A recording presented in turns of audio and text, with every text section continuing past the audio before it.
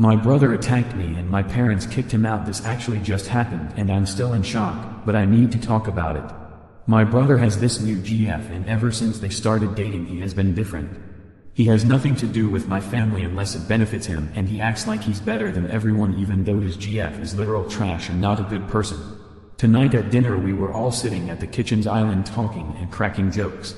We got on the topic of injuries and my dad cracked a joke about my brother hurting his collarbone skiing. My brother then brought up my recent hand injury and in return I cracked a joke about the second time he broke his collarbone. I said it jokingly and was not trying to start anything. I thought it was funny and I thought everyone else found it funny, but apparently he didn't. He shoved me on off the bar stool and I landed on the ground. I got up pissed and called him a psycho and he jumped on me. He started choking me and I couldn't breathe. He then lifted me by my throat and threw me on my head. My dad grabbed him and held him back off me and my mom grabbed me to get me out of his reach. At the time I was angry and I told him he and his trashy girlfriend should get the F out. I know I should have just went to my room and let my parents handle it, but I was pissed and just said it. I locked myself in my bathroom and that's when all my emotions hit me. I was crying and hyperventilating. I was scared because he had never done that before. My mom came up to check on me and told me dad kicked him out. I stayed locked in my bathroom until he left. I'm so scared he's going to come back and hurt me again. I feel unsafe in this house because if he would do that to me in front of our parents, what would he do if we were alone? I feel horrible that my parents kicked him out and I'm having a lot of guilt that they are having to do that, but I really thought we were all joking and I never meant to actually upset him. I have blocked him on everything and I hope to never see him again, but I feel bad for my parents. My 23F, mom, 46, caught my dad, 48, cheating and I don't know what to do. My parents have been married for over 20 years and have by no means had the most healthy relationship. I have always had a rocky relationship with my dad and as I've gotten older it's been increasingly more detached. I only speak to him when I am home for the holidays. We never talk on the phone or text. I call my mom almost every day and we text 24/7. My mom sometimes involves me too much, emo, in her marital problems with my dad, but I accept it because I know she needs someone to talk to about it.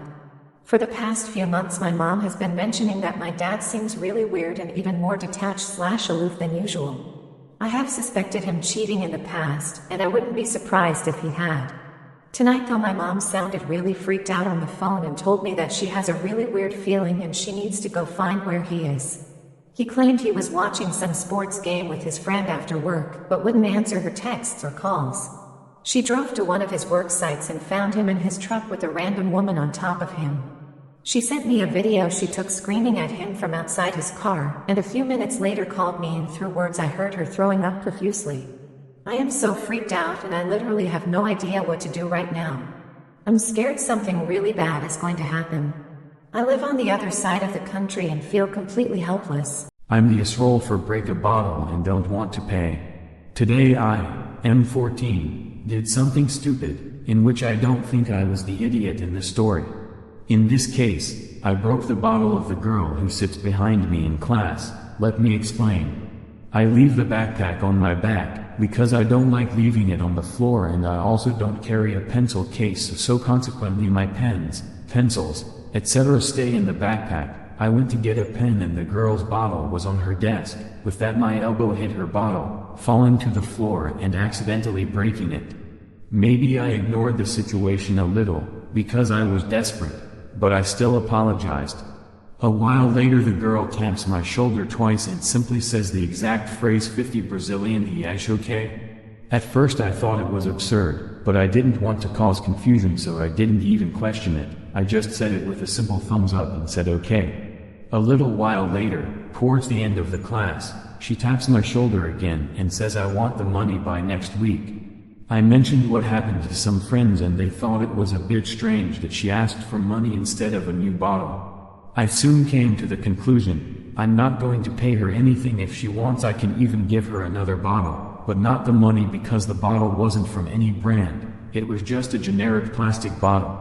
I am the asshole for not wanting to give her the money for the bottle. Ida for questioning why a dog was brought indoors to a non-dog friendly restaurant. I, 29F, was waiting in line at a fast casual restaurant waiting to order some food, think something similar to Panera.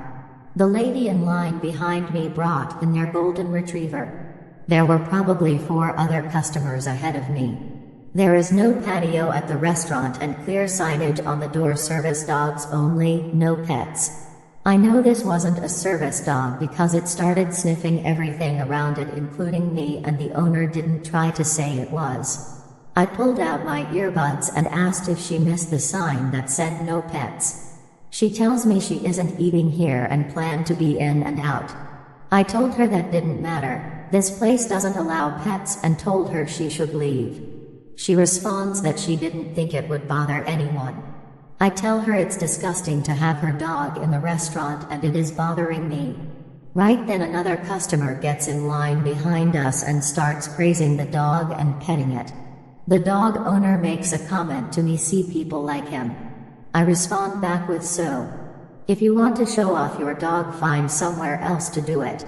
A restaurant that the dog is not allowed in is not the time or place. I ended it with a get the fuck out, like seriously, you are being rude. She left. The customer that came in after seemed kind of shell-shocked and defended the dog owner by saying the dog wasn't doing anything to you. I ignored her. Ida? My girlfriend told me I reminded her of her mom usually. This would be a compliment. I, F22, and her, F23, have been dating for about 3 years. It's been great, despite the ups and downs. The first meaningful relationship of my young adult life. I can't say my youth was easy on either of us. Both of us have our share of family issues. She has a lot of trauma. As do I. As a teen, I was mixed up with a bad crowd. I saw death. I was addicted, and violence defined my life. Eventually, my dad's death made me climb out, but the substance abuse didn't stop. The final push for me to stop walking to a cliff was my best friend's suicide. I've been on a path up since.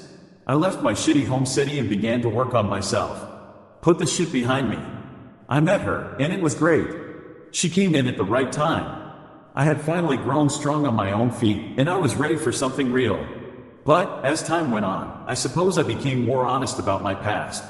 My PTSD, the occasional episodes that got left over from what I went through, it reminds her of her abusive mother. It always had. And I feel horrible. I wish she told me. I wish I could have navigated this somehow. I'm so fucking tired of hurting people. But I know damn well it's not my fault.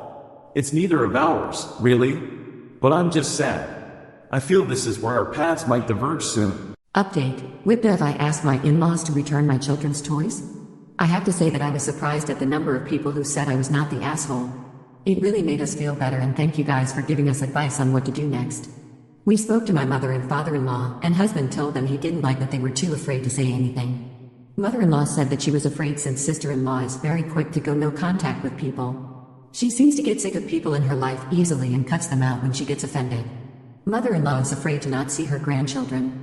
I get the fear, but it's still not right. I asked them if they had all offered, even inadvertently, for her kids to take the toys we left.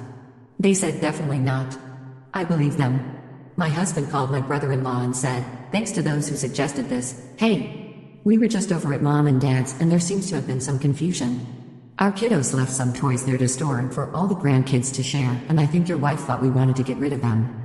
Total miscommunication, sorry about that. We're headed to the area and can swing by now to grab them. Brother-in-law said that was fine and he didn't even know they had them.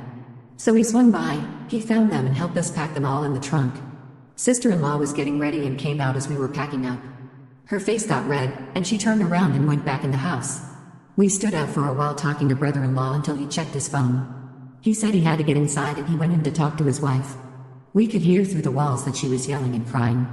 After 10 minutes of extremely awkward looks between my husband and I, we texted him that we were going to head out and he came back out looking upset.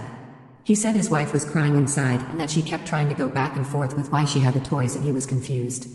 We just played them and said that our kids couldn't find the toys we left when we went back and were told that you guys had possibly accidentally taken them. He said he was sorry and we said our goodbyes and left. Sister-in-law has since been posting about how family isn't blood and how she doesn't know who to trust anymore. I'm sure it will blow over one day.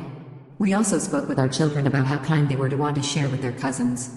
That we are a kind and giving family, but that doesn't mean that we let people take advantage of our kindness. That we understood that these were given to stay at Grandma and Grandpa's and how upsetting it was that they weren't there, but that it was maybe a misunderstanding and Mom and Dad got them back now.